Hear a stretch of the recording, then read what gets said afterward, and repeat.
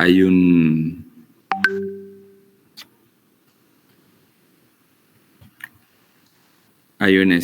edificio pues rectangular y encima otra cosa rara.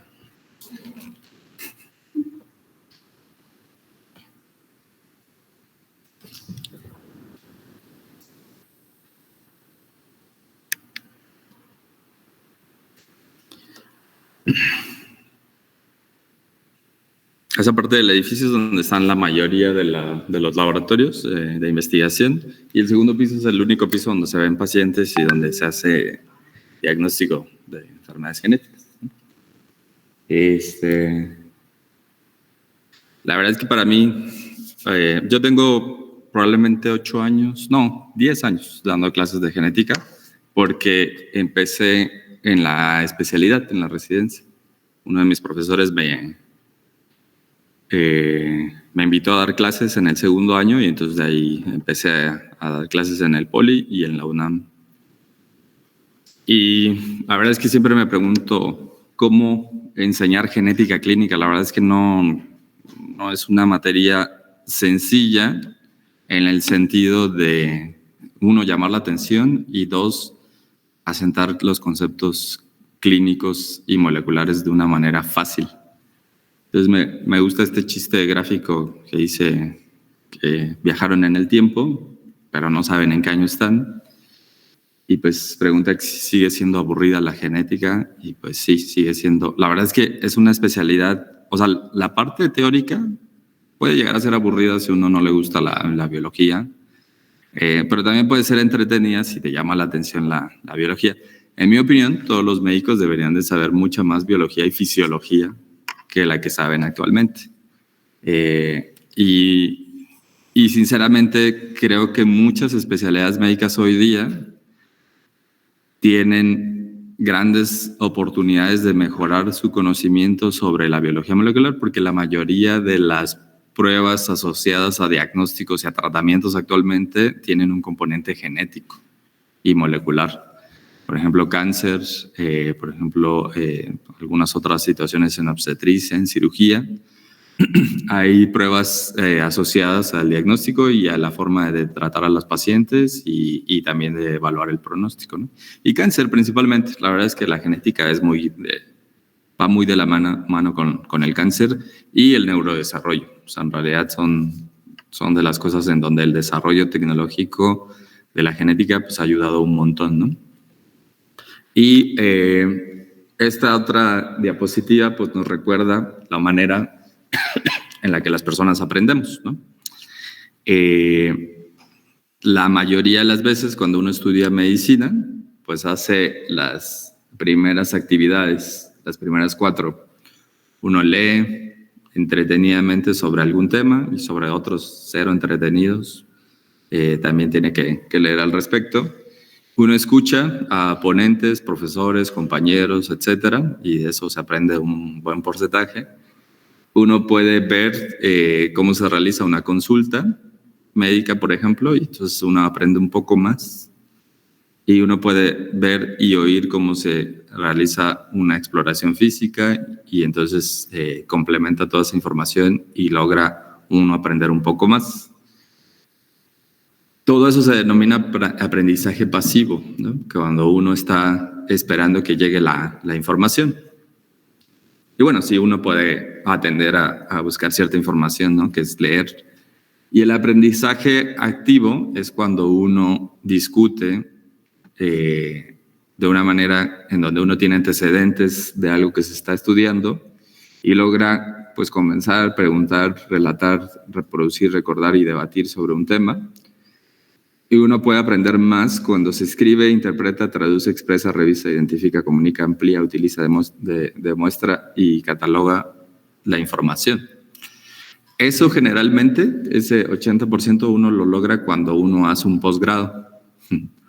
Porque muchas veces antes de eso, pues va a ser poco probable que en medicina uno genere nuevo conocimiento, ¿no? Que es casi lo que pasa en ese último renglón. Y Y la mayor capacidad de aprendizaje pues se logra en el 95% cuando se explica, resume, estructura, define, generaliza, elabora e ilustra, ¿no? Que eso es prácticamente dar clases o preparar información para un público, ¿no? Dar una exposición y demás, ¿no? Pero la verdad es que tenemos pocos elementos para generar exposiciones, para generar conocimiento sintetizado para un individuo. Y además, la verdad es que no es cierto que pues ya llegando a eso, pues ya lo lograste todo, ¿no? Es una forma esquemática también de entender cómo se aprende. Porque para hacer todo eso, pues hay que leer, ¿no? Sobre un tema, ¿no? Y ver y oír sobre de algún tema. Pero la gran mayoría de las veces, para muchos temas, nos vamos a quedar en el aprendizaje pasivo, ¿no? Mi intención con la estructura del curso es que el aprendizaje sea un poquito más activo en la medida de lo posible, ¿no? Por eso los invito a la consulta y también a los que les interese también la posibilidad de conocer el laboratorio e involucrarse inclusive con la parte de laboratorio, ¿no? En medicina, las herramientas que tenemos actualmente, pues unas están súper estandarizadas, ¿no? Radiografías, biometrías hemáticas, químicas sanguíneas.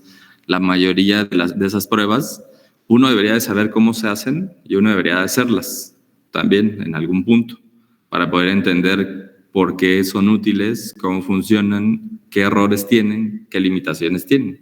Lo mismo sucede para las pruebas genéticas, pero en realidad la genética clínica no solamente es de pruebas, sino también hay una parte de observación clínica y de exploración física muy importante. Los que están en la videollamada, ¿sí están viendo las diapositivas?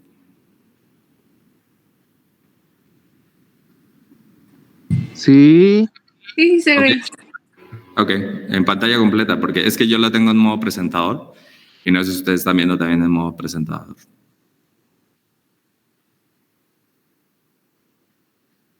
También nosotros lo vemos en presentador. Ah, ok. Esa era mi duda.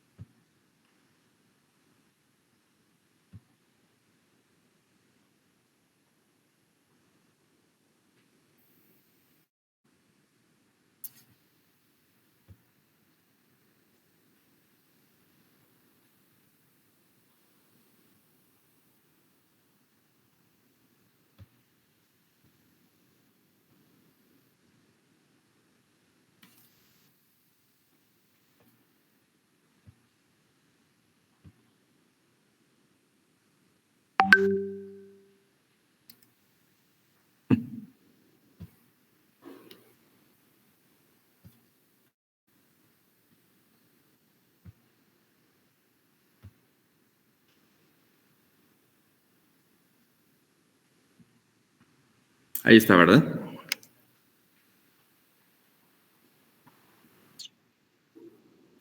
Muy bien. Entonces, la intención del curso va a ser justo tratar de tener un aprendizaje un poco más activo, ¿no? La virtualidad, o sea, el que estén conectados, pues también dificulta un poquito esa forma activa de trabajar, pero no la impide, ¿no? O sea, no es que no podamos hacer algo al respecto, ¿no?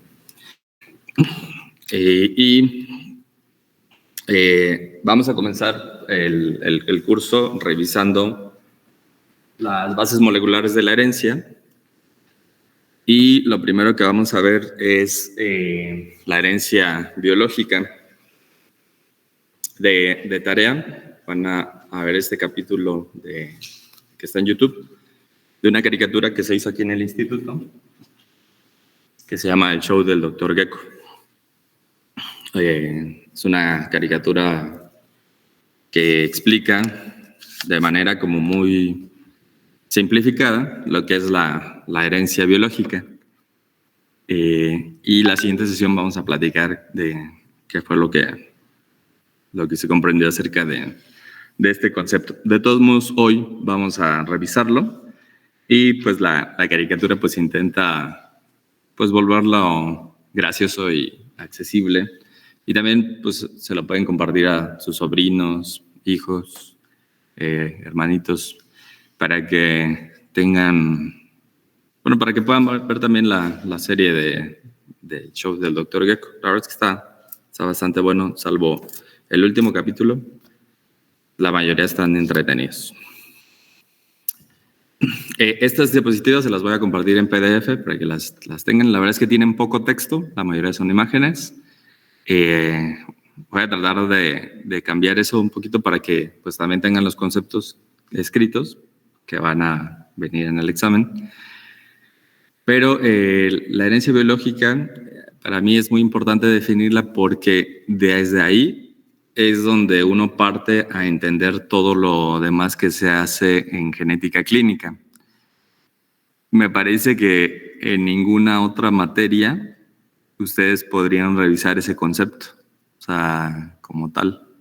Creo que a lo mejor en bioquímica o revisarían algunos conceptos básicos o algunos conceptos necesarios para entenderla. En fisiología también, en embriología, pero el concepto como tal para mí es muy relevante que quede claro porque lo más común es que ocurra lo que veíamos en la sesión pasada, ¿no? Que nos cuesta trabajo explicarle a un paciente cómo es que se hereda una enfermedad, ¿no? Eso nos causa mucho conflicto y no siempre nos sentimos cómodos explicando qué es lo que está ocurriendo. Y eso es porque generalmente se desconoce ese concepto de lo que es la herencia biológica. Este es el proceso por el cual la descendencia de una célula o un organismo completo adquiere o ya está predispuesta a adquirir características de sus progenitores. Esas características pueden ser físicas, fisiológicas, morfológicas, bioquímicas o conductuales. Esta última parte de características de los progenitores que son físicas, fisiológicas, ¿a qué más les suena?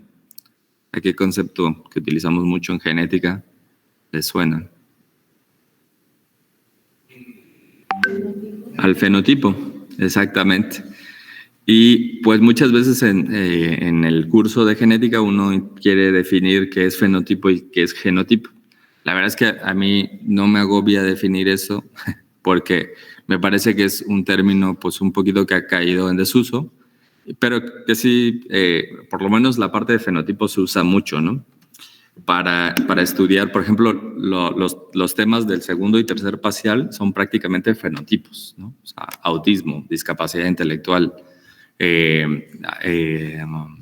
hipoacusia, todos son fenotipos que necesitan pues, un abordaje clínico y molecular.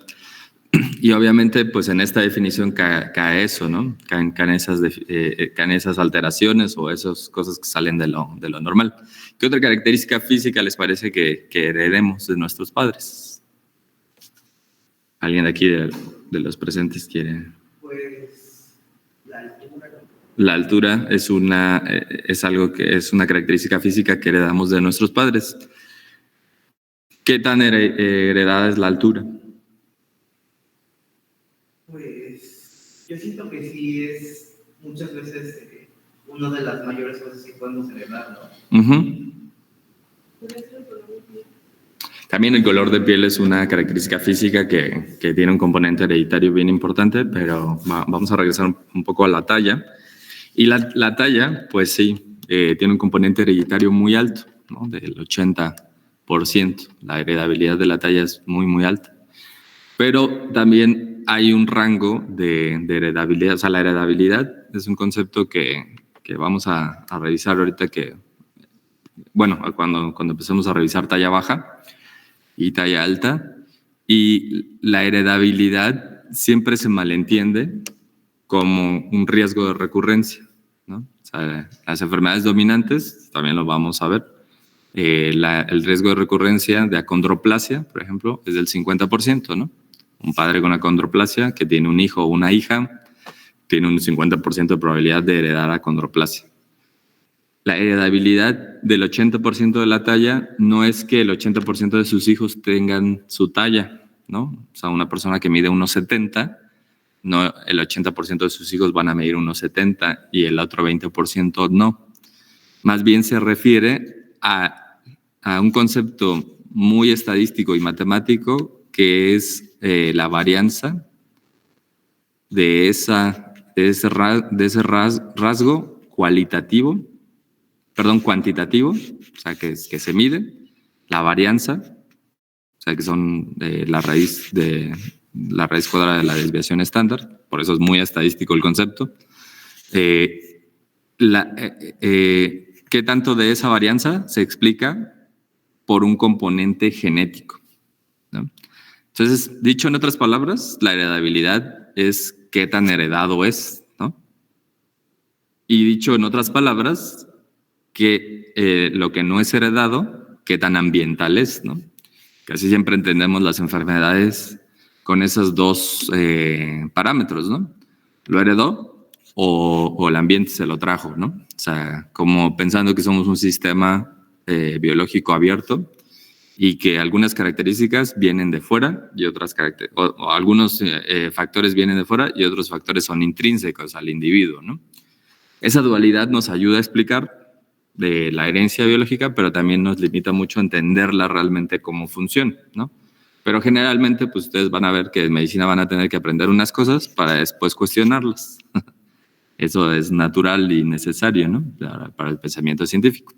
Entonces, este proceso de la herencia, o ese concepto de proceso, para mí es muy importante que lo tengan en cuenta, porque no es exclusivamente el genotipo y no es exclusivamente el fenotipo, sino, como su nombre lo indica, un proceso, ¿no? Una situación que comienza desde la gestación y que termina hasta la muerte del individuo, ¿no? Y todos esos rasgos físicos, bioquímicos, morfológicos, van a irse presentando conforme el individuo va creciendo, ¿no? Algunas características se presentan al nacimiento, por ejemplo, malformación de la oreja, ¿no? Y ese rasgo lo podemos ver al nacimiento. O síndrome de Down, eso lo podemos ver desde el nacimiento. O algunas veces, algunas de estas características se van a presentar en la vida adulta. Por ejemplo, cáncer de mama a los 40 años. Y eso también puede estar determinado por una característica por esta capacidad de adquirir esa característica mediante la información biológica de los progenitores. Pero entonces, ¿cómo es que ocurre esta herencia biológica? ¿Cómo es que se da, ¿no? O sea,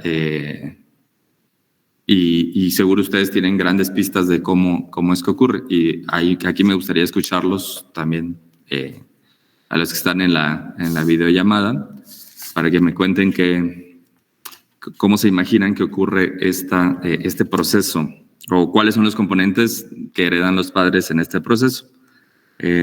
Carla, Itzel Vázquez Diego. Carla no está aquí, ¿no? ¿Estás por ahí, Carla?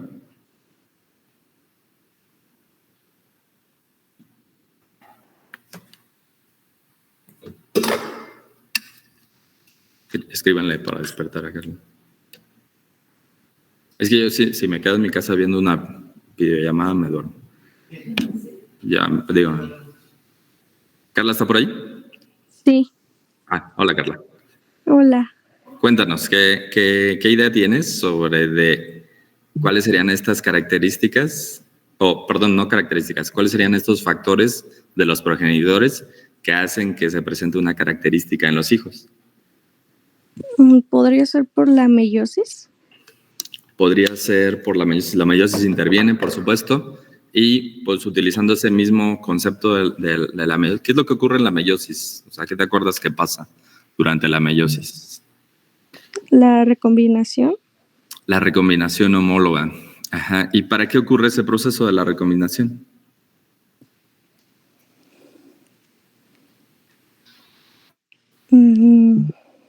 O bueno, ¿cuál es el desenlace de ese proceso de recombinación? Para tener variabilidad. Exactamente. Ocurre la variabilidad biológica porque hay un entrecruzamiento de la información genética, o sea, prácticamente como repartir una baraja, ¿no? En un juego de mesa donde se utiliza baraja, ¿no? El uno, por ejemplo. Para poder saber qué se va a heredar, tenemos que saber cómo es que se comparte esta información biológica, ¿no? ¿De acuerdo? Y esa información biológica va contenida, pues prácticamente desde el punto de vista de la genética clínica en los genes, ¿no? Específicamente, ¿no? Entonces, para utilizar este concepto de herencia biológica en medicina, pues lo podemos asentar a la herencia en las enfermedades, ¿no? Y esto es lo mismo que veíamos o platicábamos el viernes de la semana pasada. Existen enfermedades con herencia ambiental, con etiología ambiental y se heredan de cierta forma. Existen enfermedades de etiología multifactorial, que son la gran mayoría de las enfermedades médicas. Diabetes, hipertensión, asma, obesidad, cáncer, todo lo que ustedes quieran, autismo, ¿no? Epilepsia. Todas esas condiciones caen en esta etiología multifactorial. De la etiología ambiental, pues hay grandes ejemplos, ¿no? del ambiente. Vamos a regresar al ejemplo de la diabetes. ¿Hay diabetes de etiología multifactorial? ¿Alonso? Pues sí, claro. Uh-huh. ¿Qué tipo de diabetes? Alonso dice que sí, para los que nos están escuchando acá. Pues sí, o sea, yo creo que es la tipo 2. La diabetes tipo 2, ajá. Varias cosas, ¿no? O sea, Ajá. alimentación, Sí. estilo de vida, Sí. todos esos factores. ¿Y esos factores son? Multifactorial. Son ambientales, ¿no? Todos esos que me decías al principio, de alimentación, estilo de vida, ejercicio. Sí, ¿no? Son ambientales. ¿Estamos de acuerdo? Pero ¿hay factores genéticos en la diabetes? Ajá, o sea, por ejemplo, igual, no sé si mi mamá o mi papá igual ya la tienen. Ajá. Pues yo tengo una carga genética, bueno, una mayor posibilidad Ajá. de tener diabetes. A mí me gusta más el término predisposición, ¿no? Porque es eso, que uno está predispuesto a, pero no que vaya a ocurrir, ¿no? O sea, en realidad todo puede ocurrir, pero la predisposición es diferente para cualquiera una de las enfermedades que estamos hablando. ¿Alguien levantó la mano por ahí? ¿Tenía algún comentario? Yo, Doc. ¿Sí me escuchó? Sí. Sí. Es que iba a comentar porque diabetes pues se divide pues, creo que en 4, no más recuerdo, pero tipos, pues sí, pero por ejemplo la diabetes tipo 2 yo creo que como tal no se hereda, tal vez lo que puedas heredar es el comportamiento, así como dijo usted, ambientales, ¿no? Ajá. Así como replicar lo que hacen por ejemplo, estamos hablando de factores ambientales, pues replicar lo que consumen tus padres, ¿no? Por ejemplo, si son muy, ¿cómo decirlo? Consumen mucha comida chatarra y así, sí, pues obviamente vas a llegar a ese punto de adquirir, y si son ellos diabéticos, obviamente vas a llegar pues a adquirir diabetes, ¿no? Claro. Pero no sé si tenga como tal una carga así como genética. Ese es una predisposición o susceptibilidad genética. Sí la hay. Vamos a tratar de revisar un artículo, se los voy a compartir. Porque diabetes me parece de los mejores ejemplos. A mí me fastidia la diabetes, les soy sincero, totalmente. Esa es mi opinión personal. Cualquier, si ustedes lo comentan con algún endocrinólogo, y le dicen que yo dije que me fastidia la diabetes, yo puedo sostener ese dicho, porque me parece de las enfermedades en las que el componente, o sea, la parte de educación y de proactividad de los pacientes es esencial, por ejemplo, en diabetes tipo 2, y que ocurra, pues me parece que es un efecto de lo mal que tenemos actualmente de disponibilidad de alimentos y de posibilidad de actividad física, ¿no? Es más fácil inscribirse suscribirse, perdón, a una cata de vinos semanal por Facebook o a un contenido de comida que a un programa de ejercicio, ¿no? O sea, y también lo hay, también lo ofertan, pero pues es mucho más complejo, ¿no? O sea, si uno quisiera no gastar en eso, en actividad física, o hacerlo, pero sí, o gastando poco, las posibilidades son escasas, ¿no? Sí. ¿Me recuerdas tu nombre? Giovanna, sí. Claro. Sí.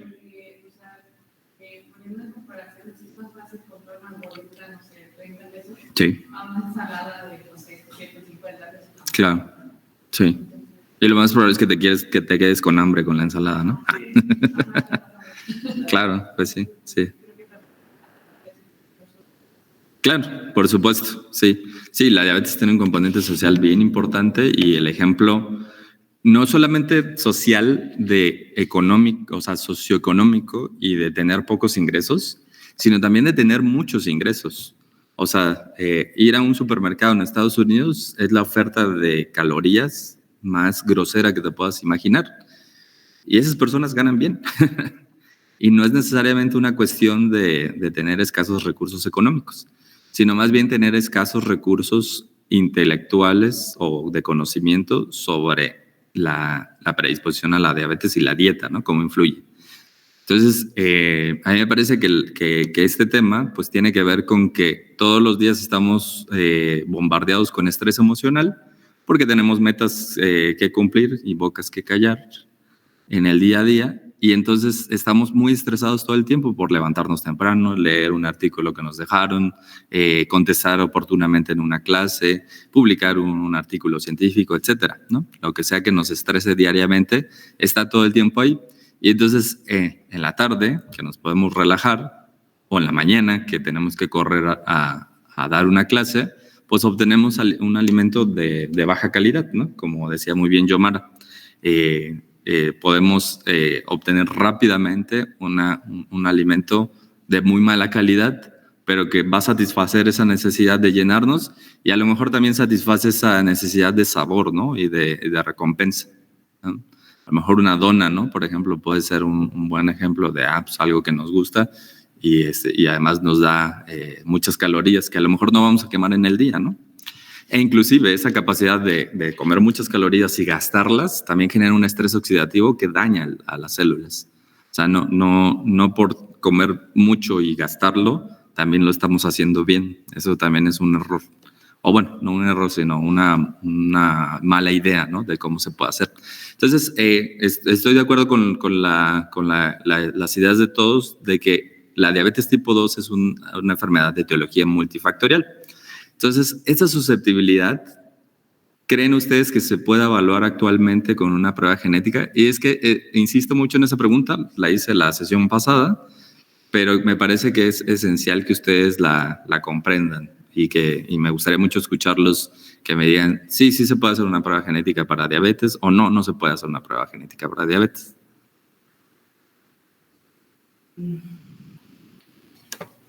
Yo creo que Sí.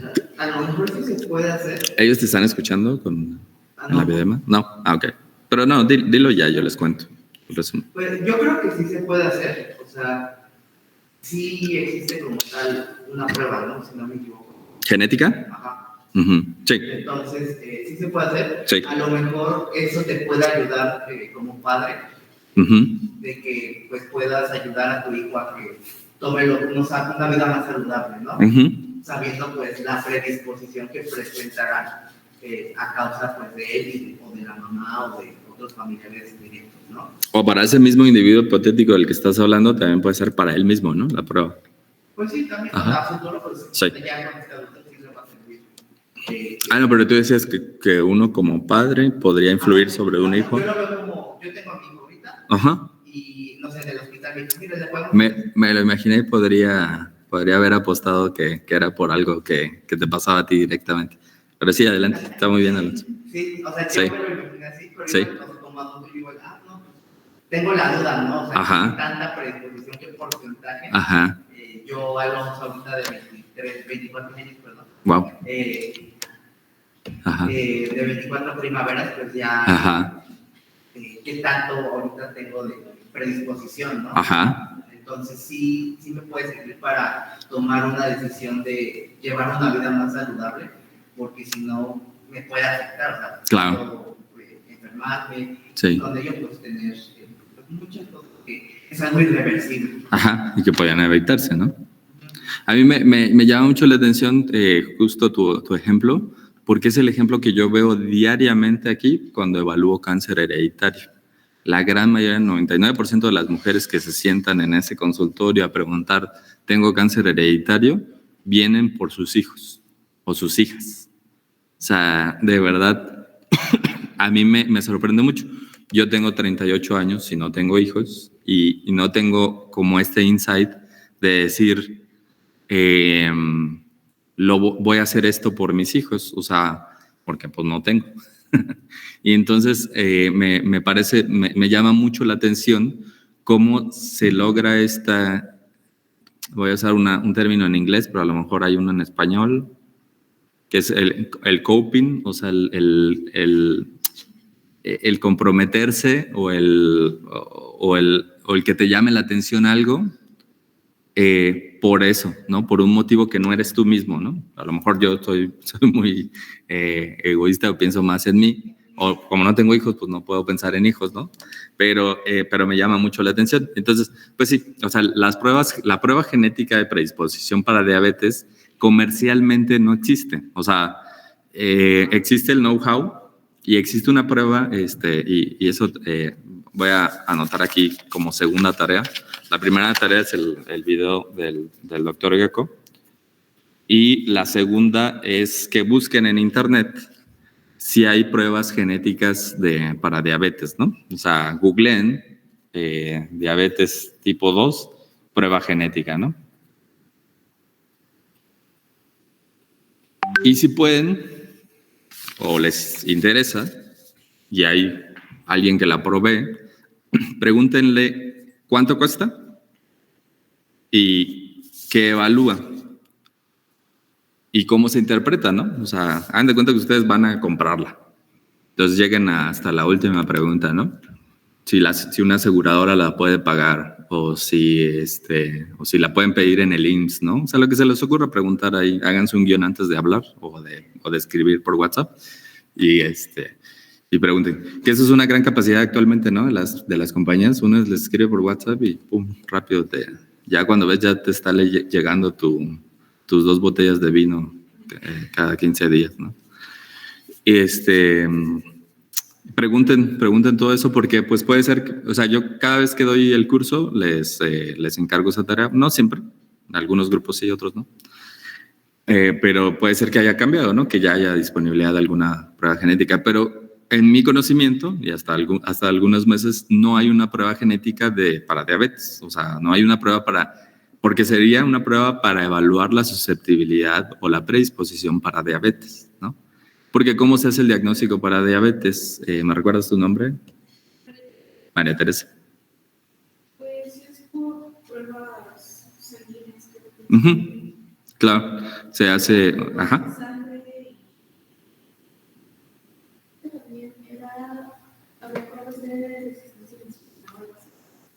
También se puede complementar con evaluación de resistencia a la insulina. ¿Me recuerdas tu nombre?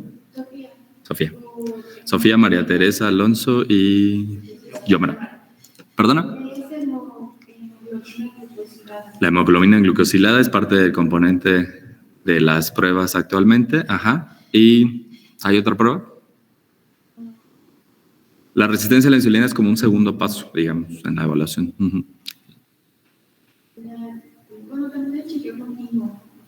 ¿De qué? O sea, de los niveles de glucosa en sangre. De glucosa en ayuno, ¿no? Una glucosa aleatoria es el otro. Sí, son esas 3. Glucosa en ayuno, glucosa aleatoria y hemoglobina glucosilada. Es como se hace el diagnóstico actualmente, ¿no? ¿Se dieron cuenta cómo es bien importante? O sea, que aunque uno tiene una idea de algo y dice, voy a monitorear en su sangre esto o algo, o sea, uno tiene que definirlo, ¿no? O sea, es como... Y eso nos pasa mucho en la comunicación. A veces uno va por sentado algunas cosas, pero uno tendría que decirlas, ¿no? O utilizar los nombres para ello, ¿no? Entonces, la diabetes tipo 2 es una enfermedad de etiología multifactorial. Estamos completamente de acuerdo en eso. Y hay diabetes de etiología genética. A tipo 1, ajá. En realidad no es la tipo 1 como tal, pero se parece a la tipo 1, ¿de acuerdo? Hay pacientes que tienen, y voy a ver si me da tiempo, también tengo un profesor ayudante que no ha venido, no me puse de acuerdo con él, está haciendo la alta especialidad con nosotros de enfermedades hereditarias, y voy a pedirle que nos prepare. Tengo un caso de diabetes MODY, diabetes hereditaria, por HFN1B, se llama el gen. Es un factor de crecimiento de hepatocitos que se encarga de la formación del páncreas, ¿no? Y esos pacientes pueden tener páncreas anular, quistes y, ¿cómo se llama? Hipomagnesemia.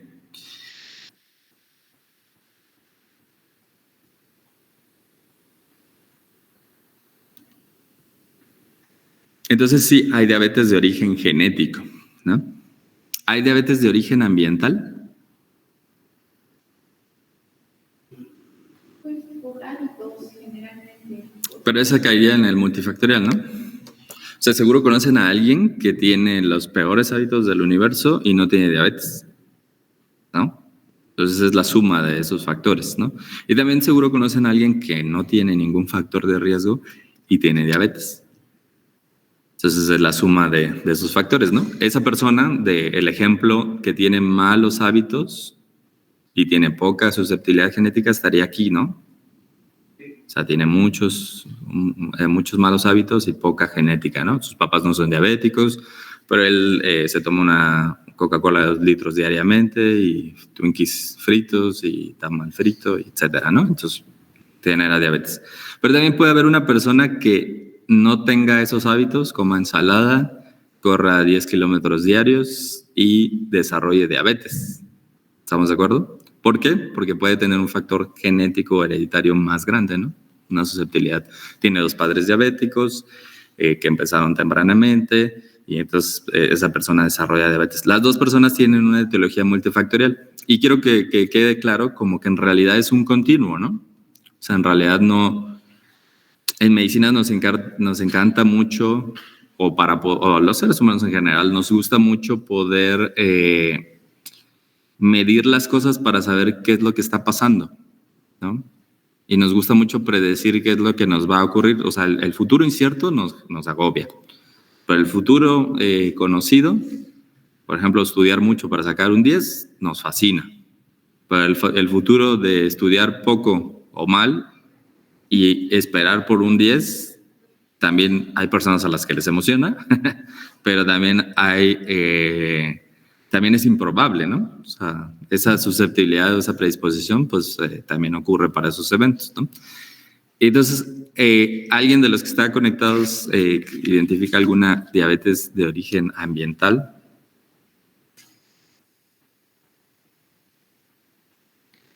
Me parece que todas tienen los 2 componentes.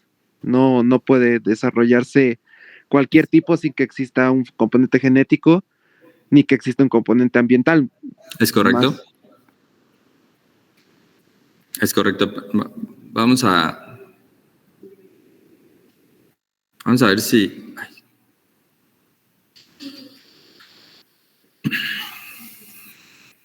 Vamos a ver si...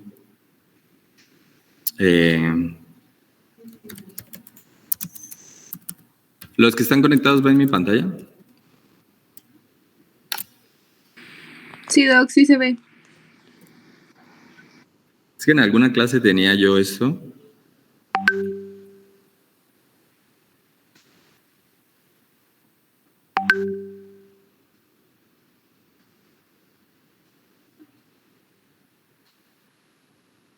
A ver si sale aquí en esta página.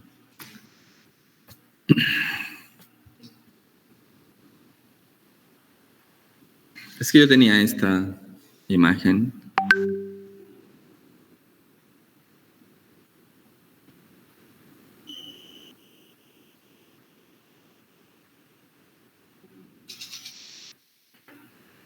Déjenme ver si no es que la dejé acá adelante. No.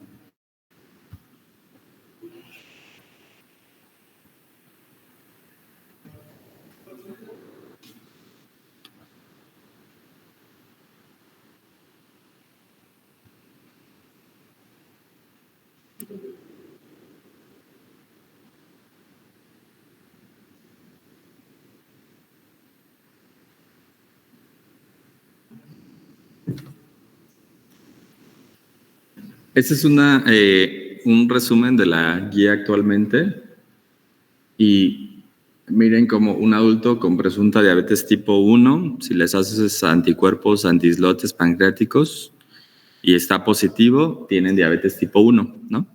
Esa es la tipo 1.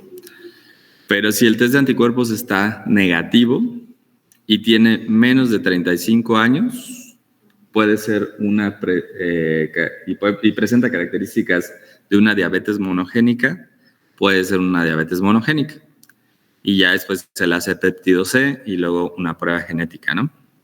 Las características para una forma genética, creo que están aquí enlistadas, ¿o no? Creo que no están enlistadas.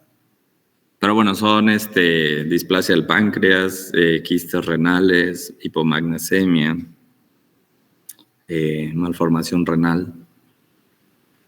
Pero en los hospitales, o sea, diabetes por causas ambientales, ¿habría también traumatismos? Por supuesto. Por supuesto. Ahí es a donde quería yo llegar y es que ¿Diabetes gestacional? pues ahí hay una susceptibilidad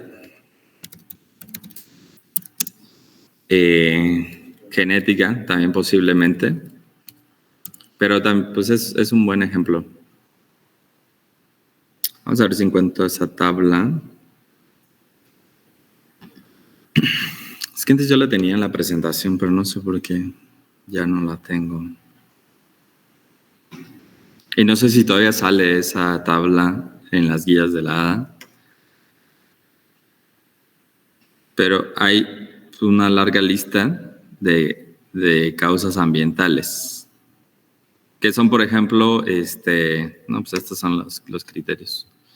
Son, por ejemplo, picadura de alacrán o algunos antidiabéticos, porque son, dañan el páncreas, que generan toxicidad para el páncreas, inflamación. Por ejemplo, una pancreatitis recurrente también da diabetes, ¿no?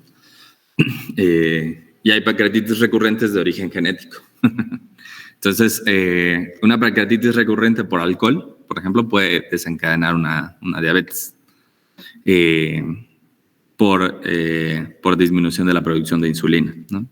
Pero sí puede haber, o también un traumatismo, como decías, ese es el ejemplo clásico. Es un ejemplo que uso mucho, que se imaginen a una persona que vive en la Condesa y que come todos los días gluten free, comidas gluten free y ensaladas keto, y va en su bicicleta y de repente se le cierra un taxi y se pega con el manubrio en el abdomen, ¿no? Y tiene un hematoma peripancreático, ¿no? Esa persona va a desarrollar diabetes, ¿no? Y es una persona que no tuvo ningún factor del ambiente salvo este traumatismo, ¿no? Entonces, lo que quiero que se entienda es que identifiquen cómo es que las enfermedades o la manera en la que tratamos de entender las enfermedades son categorías para cada una de ellas, ¿no? Por el origen. Y categorías también a veces por cómo las podemos tratar, ¿no? También eso ocurre, por ejemplo, para el cáncer, ¿no? El cáncer de mama no es el mismo que el cáncer con receptores de estrógeno positivos que el triple negativo. ¿Han oído hablar de ese concepto? ¿Cáncer de mama triple negativo? ¿No? El cáncer de mama, cuando se diagnostica y se quita el tumor, se manda a patología y ese tumor en patología se le hacen unas tinciones con inmunohistoquímica. La inmunohistoquímica se basa en anticuerpos dirigidos a pegarse a los receptores, a unos epítopes, a unas partes de la molécula que reaccionan y que tienen afinidad a ese anticuerpo, ¿no? Entonces se une el anticuerpo selectivamente. Hay 3 receptores que se miden, o 3 anticuerpos, que son progesterona, estrógenos y HER2/neu. HER2/neu es un receptor de crecimiento epidérmico. Entonces, si el tumor es negativo para las 3 tinciones, se llama triple negativo. El cáncer de mama triple negativo en los 80s era letal, tenía una letalidad muy alta. El cáncer de mama triple negativo actualmente tiene una de las tasas de curación más altas. ¿Por qué? Porque se desarrolló un medicamento específico para personas que tienen triple negativo y mutaciones en BRCA1 y BRCA2. Ese medicamento se llama olaparib. Entonces les dan ese medicamento oral, está tomado, y la probabilidad de que se curen es mucho más alta que con otras quimioterapias. Entonces, por un mecanismo biológico específico, ¿no? ¿Y con eso ya no van a quimios? Sí, algunas mujeres reciben quimioterapia, pero otras no. Otras reducen el tamaño del tumor sin quimioterapia. Y esta forma de presentación de ese cáncer, ya se me olvidó porque se las estaba yo contando. Que les voy a contar muchas otras cosas antes de decirles qué pasa con el triple negativo. Esa es una forma de clasificar también a los tumores de mama, no solo por su localización, sino también por su comportamiento biológico. Y entonces vamos utilizando escalas o clasificaciones para las enfermedades, ¿no? Para la diabetes la clasificamos en tipo 1, 2, 3 y 4. El cáncer de mama lo clasificamos por su histología y por su comportamiento biológico, ¿no? Triple negativo, luminal A, luminal B, que son esta clasificación de los receptores. Entonces, si se fijan, en medicina todo el tiempo estamos tratando de clasificar con mayor precisión la enfermedad del paciente para darle el mejor tratamiento posible, ¿no? ¿Qué es lo que pasa actualmente con la consulta de diabetes? Y a lo mejor les va a tocar verlo. Van a ir a alguna clínica de primer nivel. El paciente es diagnosticado, si bien le va, con los criterios actuales, o también puede ser mal diagnosticado con una medición aleatoria insuficiente para diabetes, pero que pues, por alguna razón transitoria tiene hiperglucemia. Y entonces empiezan a darle tratamiento a ese paciente. Y rarísima vez, alguien le pide otra prueba u otro abordaje que no sea el de tiene diabetes, metformina y glibenclamida. O sea, pareciera que es como una receta de cocina simplona, como para hacer un sándwich, que pues hay que poner el pan, el jamón, el queso y a veces mayonesa, pero otras veces no. Y ese es un gran problema con la medicina, o sea, porque uno no estudia medicina para que si te duela la cabeza te dé paracetamol, porque sí, la mayoría de las veces el paracetamol va a funcionar, pero va a haber algunas ocasiones en las que el paracetamol no va a ser útil, ¿no? Porque puede haber un tumor, puede haber epilepsia, puede haber cáncer, ¿no? O sea, en otra parte del cuerpo, etcétera, ¿no? Por eso es que cuando a nosotros nos preguntan en un mensaje, ¿qué me puedo tomar para esto? Nunca le decimos, tómate esto. O sea, ningún médico que haga buena medicina le van a decir, tengo esto, ¿qué me tomo? Y te va a decir, tómate esto otro. Porque generalmente uno necesita más contexto del caso individual, ¿no? O sea, tengo vómitos. Pues tómate una metoclopramida, ¿no? Sí, pero a lo mejor tiene vómito porque tiene un síndrome meningio, ¿no? La metoclopramida, pues a lo mejor le quita el vómito, pero el síndrome meningio lo lleva a la tumba, ¿no? O sea, ese es justo el tipo de información que uno necesita para atender a una persona, ¿no? O sea, entonces, me duele la cabeza. Sí, ¿desde cuándo te empezó a doler? ¿Qué tanto te duele? Del 1 al 10, ¿cómo lo clasificarías? Y te dicen mucho. Y uno necesita ir clasificando o identificando más características de las enfermedades, ¿no? Entonces, mi intención con esta imagen es justo que se den cuenta que cualquier enfermedad médica actual puede caer en estas categorías, ¿no? Diabetes, hipertensión, asma, dislipidemias, o sea, porque también hay dislipidemias de puro origen ambiental y hay dislipidemias de origen genético y una susceptibilidad intermedia. También hay infartos del corazón de origen ambiental, de origen multifactorial y de origen genético. Entonces, si se dan cuenta, desafortunada o afortunadamente, la genética cabe en todos lados, ¿no? Entonces, porque hay una susceptibilidad, pero depende del paciente individual si el origen es o no es genético, como para pedirle una prueba. Esa es la otra pregunta que hay que contestar, ¿no? En estos escenarios. ¿Tenemos que hacer ¿Tenemos que hacer una prueba para diagnosticar diabetes? Puede ser que no. La diabetes se diagnostica de alguna manera, ¿no? De una manera específica. ¿Podemos conocer la susceptibilidad o la predisposición para diabetes en una persona con una prueba genética? Quizás sí, quizás nos ayude a identificar mejor ese riesgo. Y justo lo que nos decía Alonso, pues es que las pruebas genéticas nos ayudan a predecir algo sobre lo que pudiéramos hacer, ¿no? Algo al respecto, ¿no? Si tenemos una prueba genética para predecir la susceptibilidad a elegir el helado de fresa contra el helado de chocolate, pues quizás sea una prueba que no sea tan solicitada, ¿no?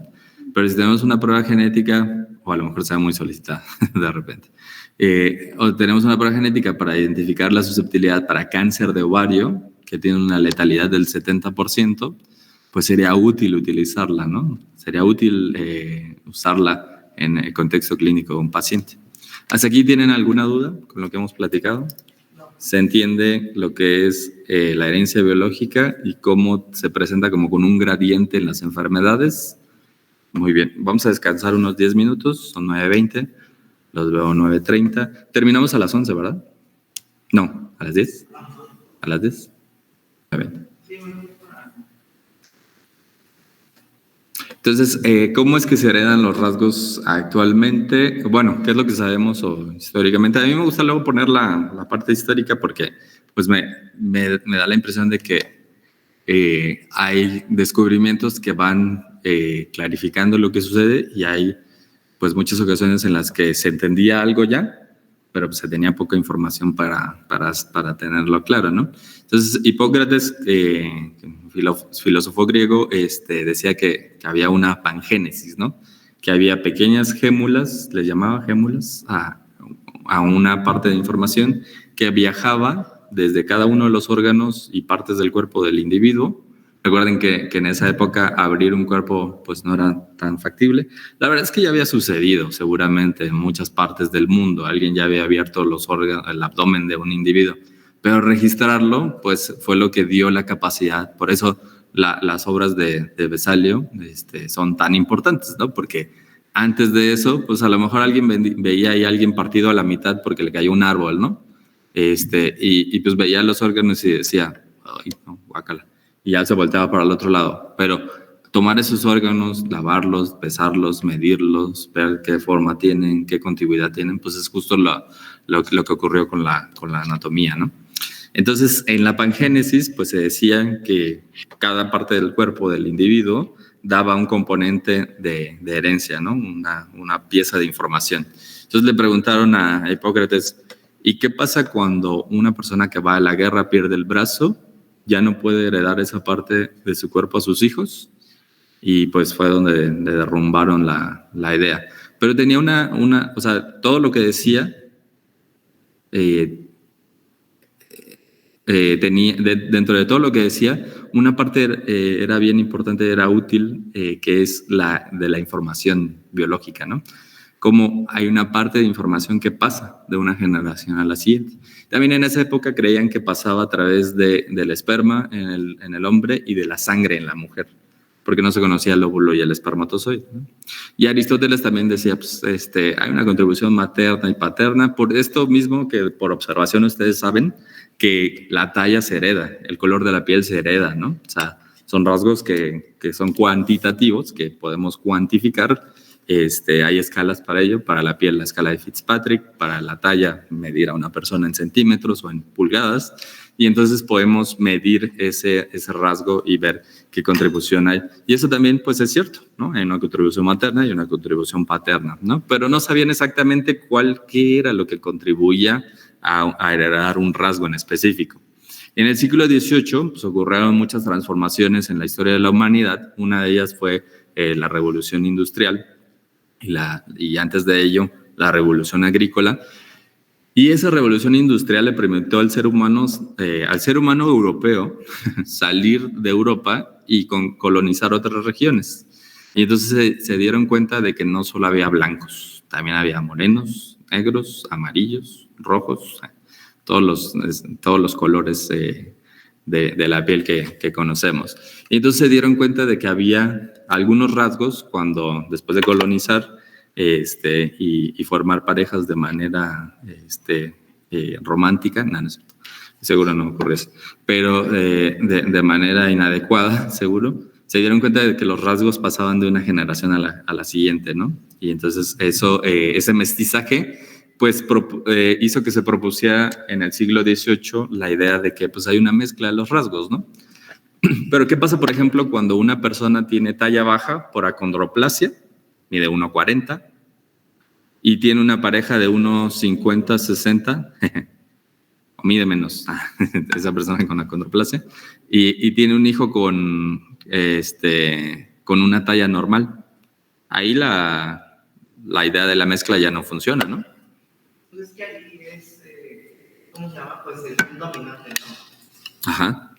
Cuando yo me acuerdo, sí. Una clase de un semestre anterior, que nos decían eso, ¿no? El gen dominante es el que pues, va a dar la característica final. Claro, pero ahí, por ejemplo, ¿cómo ocurre que un papá con acondroplasia tiene un hijo sin acondroplasia? Por la información biológica de los dos, ¿no? O sea, el papá con acondroplasia tiene un alelo mutado, una variante genética que causa la acondroplasia y otra no. Entonces tiene la probabilidad de heredar la que no tiene la alteración, ¿no? Y a lo mejor a ustedes no les tocó, pero en Home and Health de Discovery Channel hay un programa de personas con acondroplasia y creo que una pareja de ellos tiene un hijo de talla normal. Y ellos, muchas veces las personas con acondroplasia prefieren tener hijos con acondroplasia, porque socialmente pues ya tienen un caminito y tienen reuniones de grupos de personas con acondroplasia o talla baja, y entonces es más probable que consigan una pareja en ese grupo que fuera de ese grupo, y ocurren cosas complejas. Bueno, y en 1800 también Anton van Leeuwenhoek y de Graaf identificaron respectivamente cada uno el espermatozoide y el óvulo. Eso permitió identificar las células de la herencia. Entonces ya estamos de solo pensar en que hay una contribución a identificar el componente físico de esa herencia.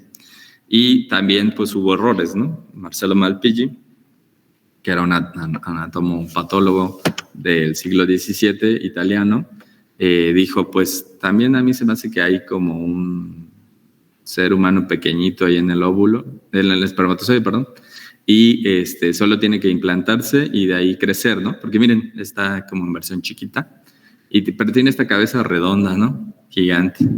Y luego, pues quién sabe cómo se forma la cabeza, ¿no? La cara. Está raro, ¿no? O sea, como que pues es parte de las ideas extrañas que hemos tenido en la biología y en la medicina para explicar la herencia. Pero en mi opinión personal, y todo el mundo dice que Gregor Mendel es el padre de la genética, y bla, bla, bla.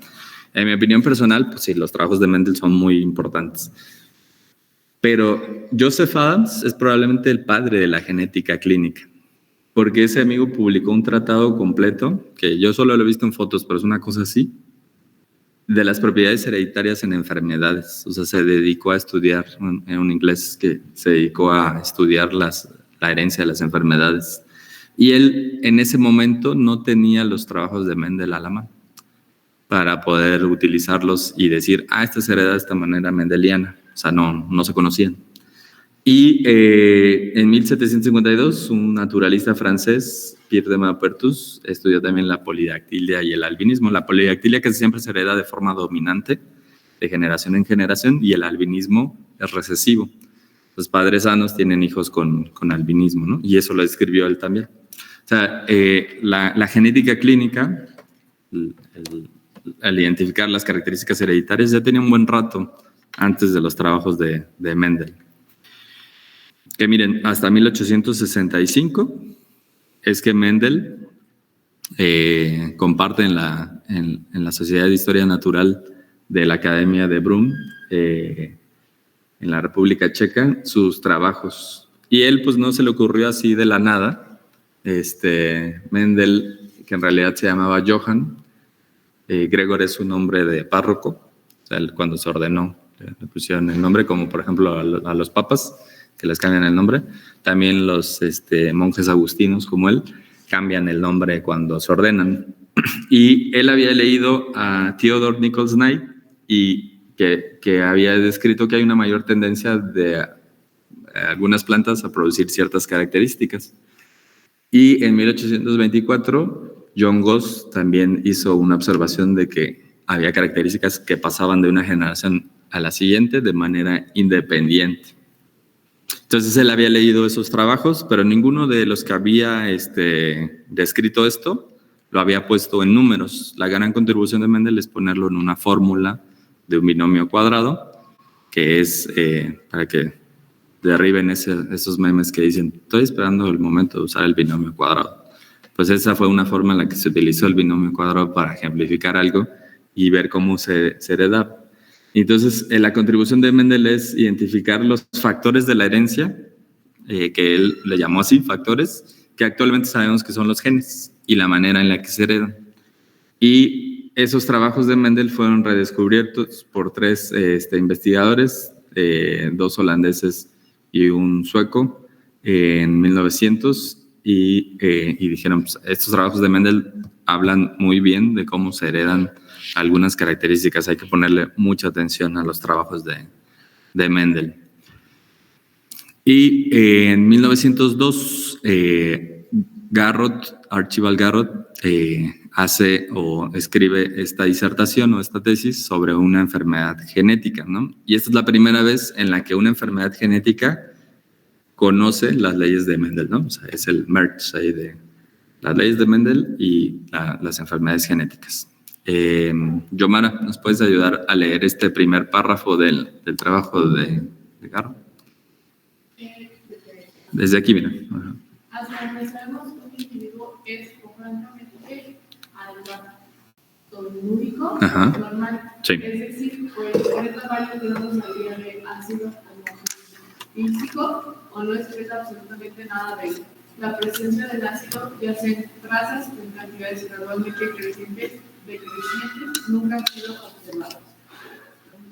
No, ahí ¿a qué se refiere? Con este párrafo. A ese concepto de individualidad química, pues es la persona.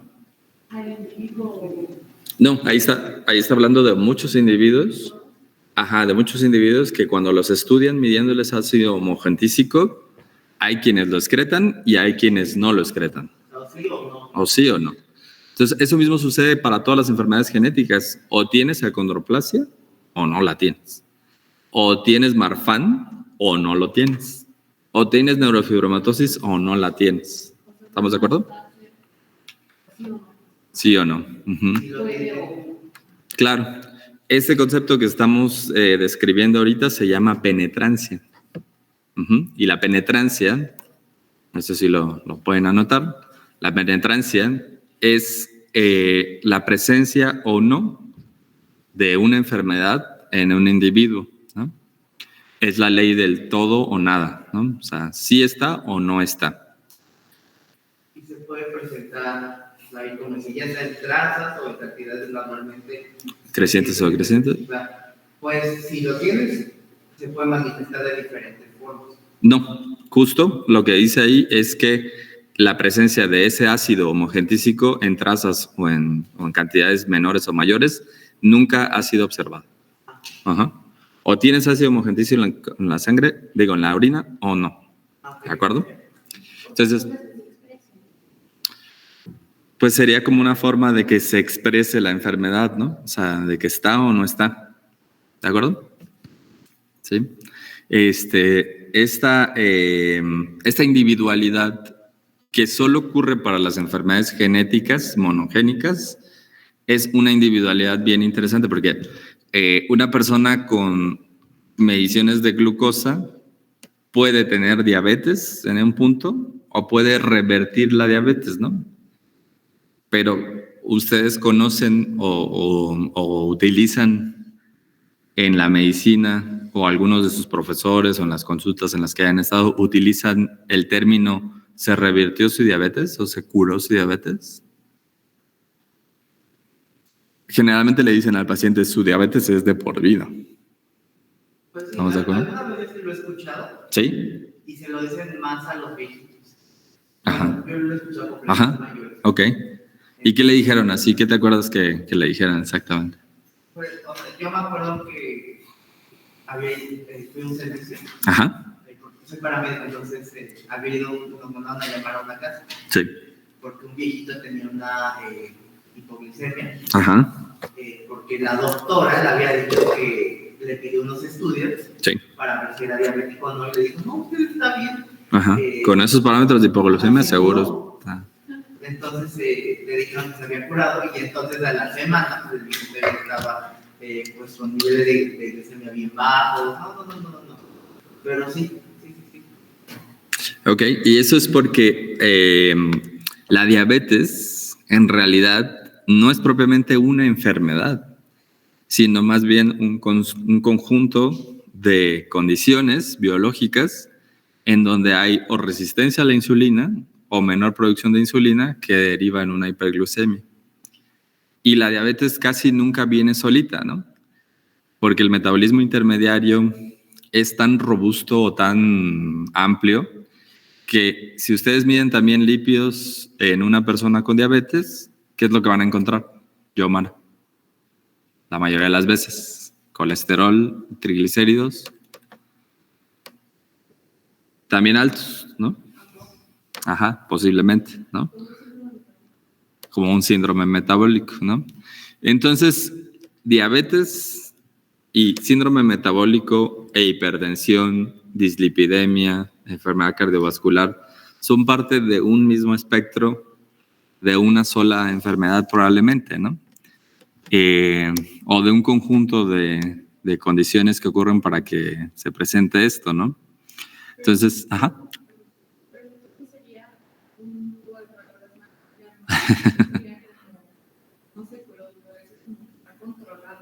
Ajá. Claro. Sí.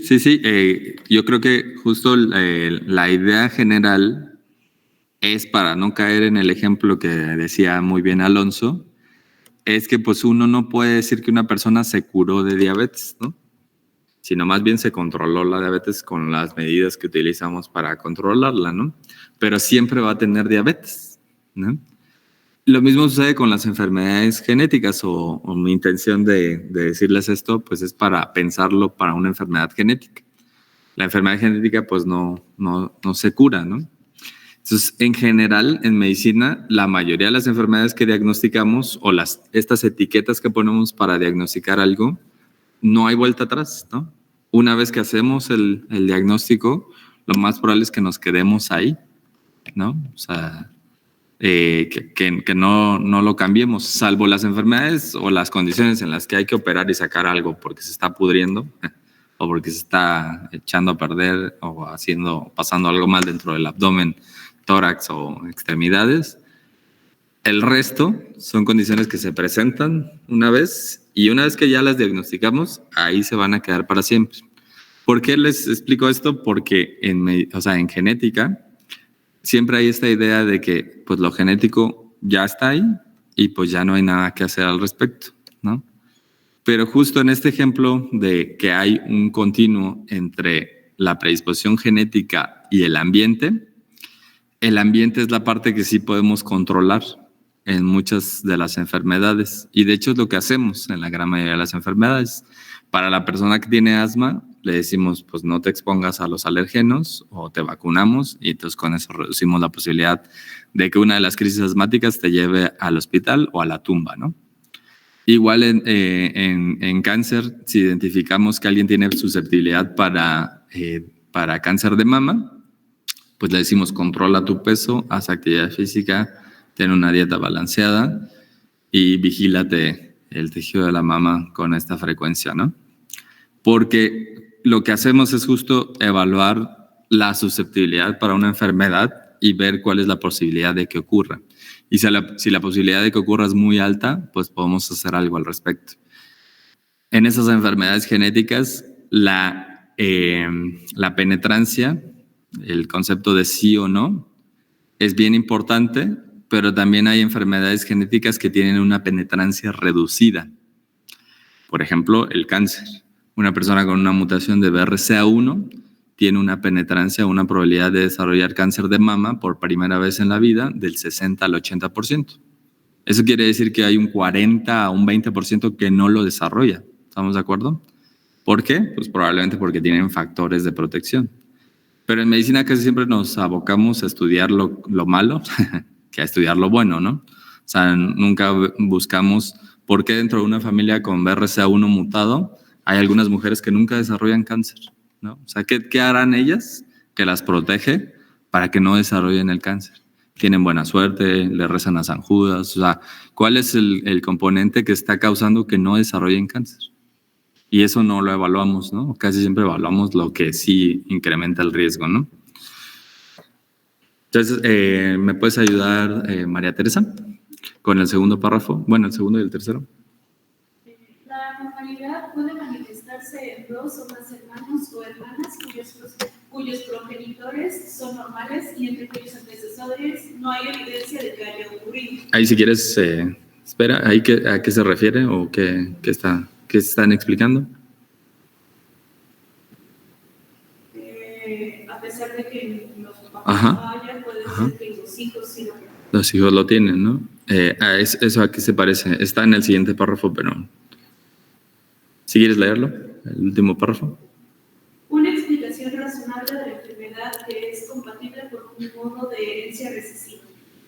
Sí, ¿no? Es un árbol genealógico de herencia recesiva. Padres sanos, hijos enfermos. Entonces, esta es la primera vez, en 1902, en el que se describe una enfermedad con un modelo de herencia y componente genético, ¿no? Entonces, sí.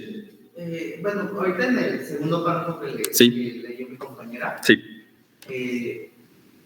yo alguna vez me acuerdo que había visto que hay veces que, como lo dice, los papás no tienen el gen, pero sí los abuelos, o sea, ¿cómo funciona esa parte de que de los papás no, pero de los abuelos que se heredan? Claro, el concepto de abuelear, que es como que algo que explicamos muchas veces en una plática cotidiana, pues puede tener diferentes explicaciones, ¿no? Vamos a tratar de verla con un ejemplo de cáncer, si es posible, pero un ejemplo muy concreto. Pero prácticamente se refiere a que a veces la penetrancia de una enfermedad puede no ocurrir en uno de los progenitores. Por ejemplo, susceptibilidad para cáncer de ovario. Si la hereda el papá no va a tener cáncer de ovario, estamos de acuerdo, ¿no? Pero puede heredar la susceptibilidad al cáncer de ovario. Ahí parecería que justo abueleó una persona, ¿no? Pero abuelear es un concepto también como muy jocoso y poco definitivo de lo que pasa, ¿no? Pero sí sucede, ¿no? Por supuesto. vamos a tratar de darle este componente de identificar qué es lo que puede ocurrir, pero eso es lo que puede estar sucediendo, ¿no? En algunos ejemplos. Hay algunas enfermedades limitadas por el género, ¿no? Sí. Por ejemplo, en preparatoria, sí. Tenía una compañera que decía que parecía regla. O sea, en una ¿Parece qué? Parecía como una regla. En una generación las mujeres presentaban cáncer de mama, y en la siguiente no. Y para la siguiente, otra vez se presentaba el cáncer de mama, y en la siguiente no. Ok, interesante. Gracias. Pues no sé. Habría que estudiar a esa familia para ver qué pasó. Pero el cáncer de mama, en la mayoría de las veces, tiene un componente hereditario genético autosómico dominante. Pero sí, hay veces en las que una generación, o no una generación, sino un par de individuos de una generación no se afecta y en la siguiente lo heredan y ya se presenta, ¿no? Lo que yo he visto con mucha frecuencia es que si hay una familia de 3 integrantes donde hay cáncer de mama hereditario, creo que se los dije la vez pasada, la abuela puede tener cáncer a los 60, la mamá puede tener cáncer a los 40 y la hija a los 30. Como que hay una anticipación de la presentación, eso también ocurre. ¿Por qué? Pues por los factores ambientales. La combinación de la carga genética, la predisposición genética y el factor ambiental, pues desencadena el problema. No es lo mismo nuestras abuelas que hacían cierto trabajo físico en casa o para desplazarse de un lugar al otro utilizaban cierto medio de transporte que a lo mejor tenían que recorrer un camino de 1 kilómetro, medio kilómetro, al actual de nosotros, que podemos pedir un transporte para donde queramos con una aplicación y caminar lo menos posible, ¿no? O sea, el componente ambiental de actividad física cambió. ¿De acuerdo?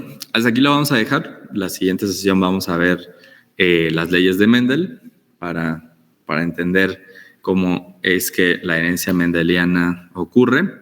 Y vamos a tratar de ver también cómo ocurre la herencia multifactorial y algunos otros ejemplos de herencias no clásicas, ¿no? Les comparto a través del grupo el enlace para el Classroom. No me han dado la sesión de Moodle y es algo que voy a ir preparando, entonces a lo mejor algunas cosas queden listas y otras no. Pero la intención es que haya más tareas, que haya tareas que puedan llevar a cabo. Entonces, por lo menos para la siguiente sesión vamos a revisar y a platicar sobre el video. Les voy a preguntar a la mayoría, al azar. Entonces todos tienen que hacerla y va a haber un renglón ahí en el Classroom para escribir lo que opinan del video y la otra es de la prueba de diabetes. Entonces, y eso también se los voy a preguntar al azar, así que todos tienen que buscarlo, ¿no? A lo mejor les toca que les pregunte, a lo mejor no, pero todos tienen que buscarlo y también escribirlo y subirlo en la tarea. La siguiente sesión vemos herencia mendeliana, ¿de acuerdo?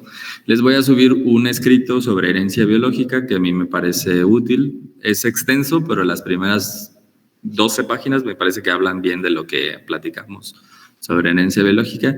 Y ya las siguientes hablan un poquito de Mendel y de los experimentos de Morgan para la herencia ligada al X. Eso si quieren, no lo revisen con tanto detalle, pero si quieren échenle una revisadita. Vamos a ver herencia ligada al X cuando veamos debilidad muscular con Duchenne, la enfermedad, la distrofia muscular de Duchenne, que es un ejemplo de herencia ligada al X. ¿De acuerdo? ¿Dudas? El Classroom, entonces, ahorita estoy esperando que le hagan el Moodle, la plataforma. No, el Classroom ya te lo mando al ratito, pero el Moodle todavía no me dicen cómo, cuándo y dónde. Pero en cuanto tenga el Moodle también se los comparto. ¿Dudas? ¿Sugerencias? ¿No? De las personas que entraron después.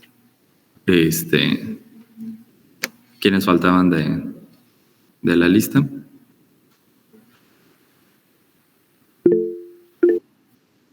William, ajá. Sí, ya te anoté. ¿Alguien más? Llegó Karen Roselia Rivero Herrera. María Sí, Guadalupe. María Guadalupe Paciendo Jaime. Sí, profe.